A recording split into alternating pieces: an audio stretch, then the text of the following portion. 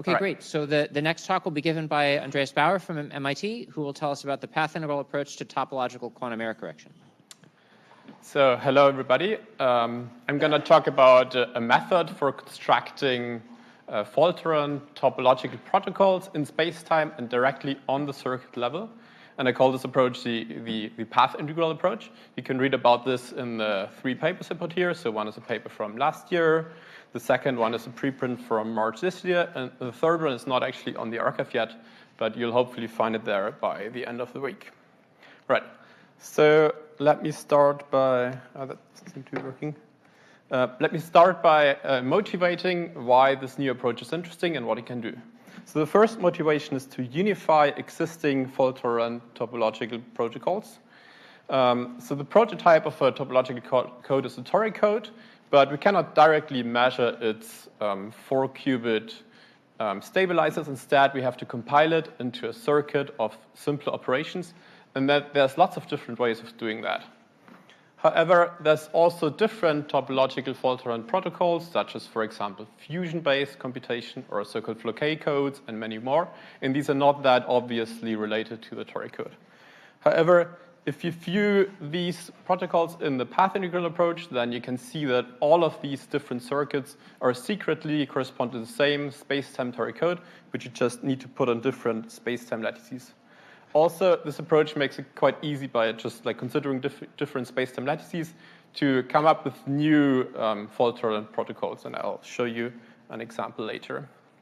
So now all of these protocols belong to the same toric code phase, and the second motivation is to extend fault-tolerant circuits from the toric code phase to more exotic phases. So exotic phases have been considered for topological quantum computation since a long time. For example, if you do computation by braiding onions, then in general you need some non-abelian phases. However, there is very little known about how to realize these exotic phases as explicit microscopic circuits. And the path integral makes this possible, so one can construct such microscopic circuits and also prove their fault tolerance rigorously. And specifically in the paper, you can find fault-tolerant circuits for all abelian phases and also for specific non-abelian phases. And in fact, I believe that this is possible for arbitrary non-abelian phases. All right. The third motivation is to extend the study of fault tolerance beyond the Pauli stabilizer formalism, in which error correction is traditionally formalized. So the path integral approach is not formalized in that formalism. Instead, fault tolerance follows directly from the topological properties of the path integral. And this way, we can use this approach to design fault-tolerant circuits that also contain non-Clifford gates. And that has the advantage that, first of all, it gives us more freedom, because an experiment, you can very well do non-Clifford gates, such as, for example, a single qubit T-gate is usually not that hard. And also, if the physical operations are non-Clifford, then there is hope that we might also be able to construct a logical non-Clifford operation without having to do magic state distillation. And indeed, this turns out to be possible using the exotic phases from the slide before. And the fourth motivation, since this is a conference on quantum simulation, I wanted to quickly point out that these exotic circuits, fault-tolerant circuits, are not only important for fault tolerance, but they're also interesting fundamentally because they kind of describe a microscopic model for these phases. And by this, I don't just mean a microscopic model for the ground state, but for the whole dynamic open system process of cooling these topological phases. And thereby, the measurements that are performed in the circuit, they can be viewed as engineered interactions with bath that extract entropy. So in this sense, the path integral approach provides a theory for simulating these exotic topological phases on some digital quantum device. All right, so that was the motivation. Let me now try to explain some of the key aspects of the formalism. So the formalism works by equating geometrically local circuits with so-called path integrals, and the fault tolerance of the circuit will follow directly from topological order in the path integral. So by a path integral, I just mean a discrete partition function, such as the classical Ising model. However, the path integrals I'm using are not defined in space, but in space-time. They don't describe a classical model, but a quantum model via its imaginary time evolution.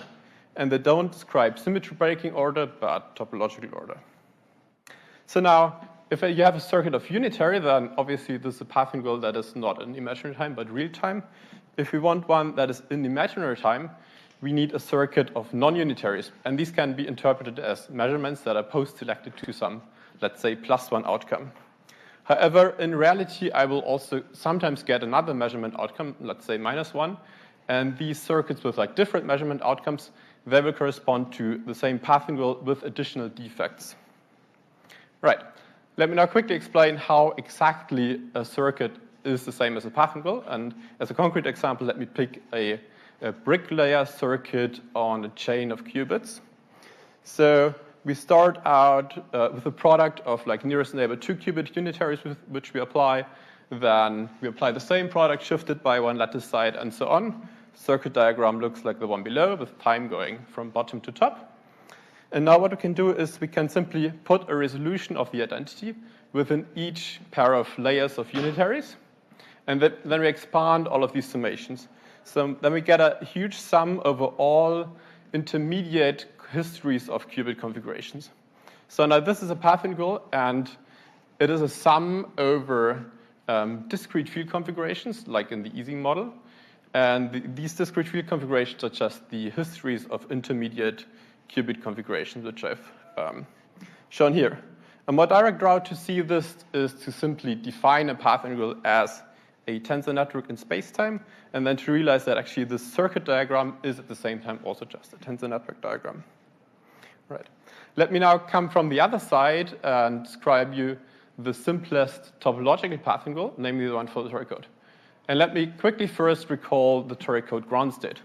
So the toric code has 1 qubit on every edge of a square lattice, and it's a superposition. Its ground state is a superposition of configuration that looks like the following. So here I've marked all the edges with a qubit in the 1 state by a black line. And the configuration is such that around every plaquette, there's an even number of black lines. So if I mark the corresponding edges of the dual lattice in blue here, then I'll see that I get a closed loop pattern. And the toric code ground state is precisely an equal weight superposition of all such closed loop pattern. Now, the toric code path integral is defined analogously in a 3-dimensional cubic space-time lattice. So it's a sum over all configurations, one example configuration shown here in black. And there's one like variable, I sum over at every edge. And the configuration is such that around every plaquette, there's an even number of like black edges. And if I mark the according faces of the dual lattice, I'll see that such a configuration corresponds to a closed membrane configuration. So the toric code path integral is a sum over all closed membrane configurations in space-time. Now, for turning it into a circuit, a very useful alternative description is as a tensor network. And this tensor network consists of 2 tensors. One is a so-called delta tensor, which forces all of its indices to take the same value, here in black. And the second one here in white, so-called parity-even tensor, which forces all of its indices to sum to 0. So now on a little patch of a cubic lattice, as shown here in orange, I just put one delta tensor at every edge and one parity-even tensor at every face. And now the configuration of the delta tensor at edge just represents the configuration of a variable in the path integral on the same edge. And the parity-even tensor on each face represents the parity-even constraints of the path integral. All right, so all I need to do now is I take this path integral and turn it into a circuit. And I do this by simply choosing a time direction. And then I take the tensor network diagram and view it as a circuit diagram when traversed in time direction. So for example, a 4-index tensor in the tensor network may become a 2-qubit operator in the circuit. But in general, these operators will not be unitary. So for example, in this specific example, the operator I get is a 1 plus XX projector. And I can view it as a +1 post-selected XX measurement. But however, if I use this XX measurement in a circuit, I will also sometimes get the -1 outcome. And what I do in this case, I take the corresponding 1 minus XX projector, and I translate it into a little tensor network diagram. And we see that this -1 outcome corresponds to 2 extra tensors in red here being present. And I can view these as like defects that are present in this path integral. So what these defects are physically is onion world lines. So in general, I can introduce onion world lines into my path integral. And to do so, I simply replace all the tensors on these onion world lines, which are marked in red here, with alternative tensors, which are like charged versions of the delta tensor and parity even tensor. And there's like E onion world lines and M onion world lines. So now we see that the -1 outcome corresponds to like 2 of these charged tensors being present. So each configuration of -1 outcomes corresponds to, like in the circuit, corresponds to a configuration of onion world lines in the tensor network, the path integral. So now with this, let me now show you some concrete time directions in which we traverse the path integral and the according circuits we get. So first, let's let time go upwards. So in this case, it makes sense to group tensors together into chunks, 2 of which I've marked here in blue, and interpret each of these chunks as a single operator. And if you look at what these operators are, then you find that these are precisely the 4-qubit stabilizers of the standard stabilizer toric code.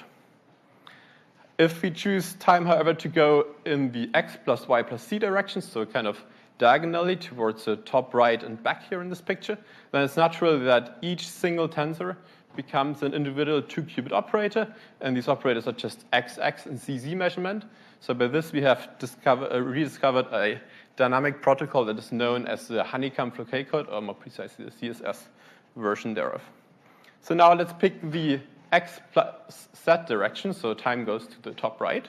So in this case, like some of the tensors become like 2-qubit xx and cz measurements, and others are grouped into pairs, and these pairs become operators that actually already are unitary, namely control x gates. So by simply choosing a different time direction, we found a new code that consists of like cz and xx measurement acting on vertical pairs of qubits, and control x operations acting on horizontal pairs of qubits. All right.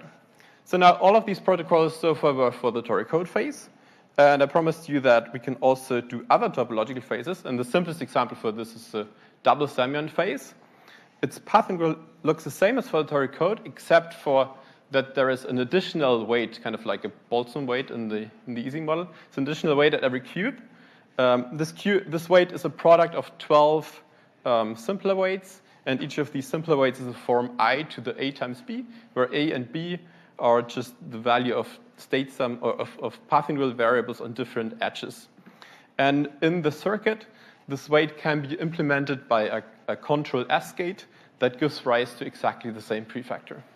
Now, there's again many ways of turning this path integral into a circuit by choosing different time directions, but one possibility with time going upwards yields the following circuit. So if from the circuit, so these are the different different operations applied in different time steps. If you remove all the control S gates in red, then you'll see that this is just a standard protocol for the toric code, consisting of control X gates that act between like code qubits on all the edges, and measurement qubits on all the vertices and faces. And into this standard toric code protocol, you simply sprinkle in a few control S gates and single qubit S gates.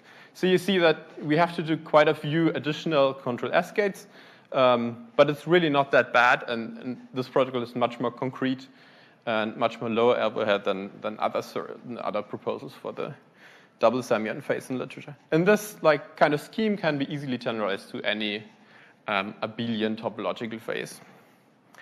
However, we can also do non-abelian phases, and a particularly simple example is the so-called type 3 twisted gate theory, which actually is also the non-abelian phase that Ruben mentioned just in his talk. So this phase is based on 3 copies of the toric code. So the path integral has 3 variables on each edge, and we also get an additional weight for each cube. The weight is a product of 6 simpler weights, and each of these simpler weights is of the form -1 to the a times b times c, where a, b, c are, again, different variables at different edges. Now, in the circuit, this weight is implemented by a control C gate that gives rise to exactly the same prefactor. So as usual, there's, again, many ways of turning this path integral into a circuit, but one particular way of time going upwards yields the following circuit. So if you again remove the steps with the control C gate in red, then you see that this is just like 3 copies of the ordinary toric code protocol, like ancilla qubits that we measure in the end. And all we need to do is we need to introduce 2 layers of control C gate into this protocol.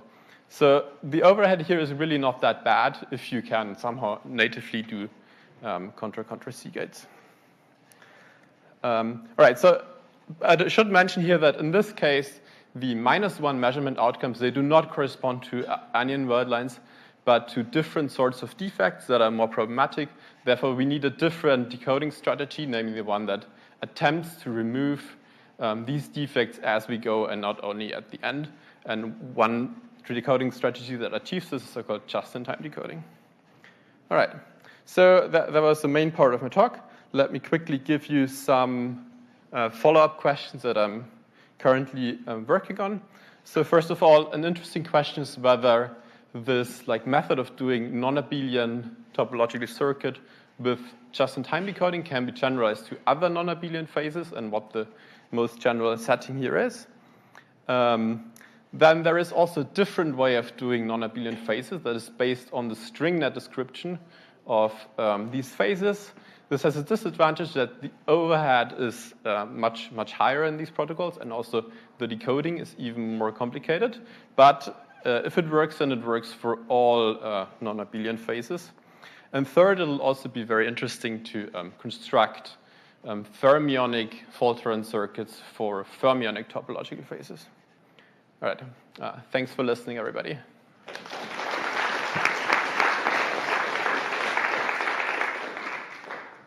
Okay, thank you. We have time for a couple questions.